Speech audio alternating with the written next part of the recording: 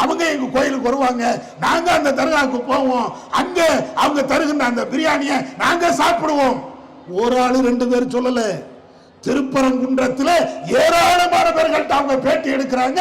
ஆண்கள், பெண்கள், முதியவர்கள் எல்லாத்தையும் பேட்டி எடுக்கிறாங்க. எல்லாரும் சொல்லக்கூடிய கருத்து என்ன தெரியுமா? எங்க திருப்பரங்குன்றத்தில் இந்து முஸ்லிம் பாகுபாடு கிடையவே கிடையாது. எங்கடா போன சங்கி, எங்க போனிய? இதுதான் இந்தியர்கள். இந்த இந்தியாவை தான் நாங்கள் விரும்புகிறோம். மதத்தால் வேறுபட்டு இருந்தாலும், இனத்தால் வேறுபட்டு இருந்தாலும், மொழியால் வேறுபட்டு இருந்தாலும் நாங்கள் அத்தனை பேரும் இந்தியர்கள். நீ எவ்வளவு கிரிமினல் தனம் பண்ணினாலும், இந்த மக்களுக்கு மத்தியிலே வேற்றுமையை விதைத்தாலும், இங்கே இருக்கக்கூடிய இந்து சகோதரர்கள் ஒற்றுமையை தான் விரும்புவார்கள்.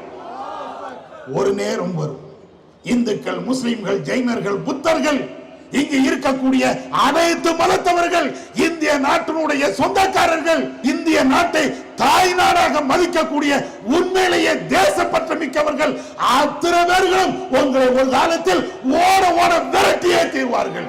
அதுதான் நடக்கும்.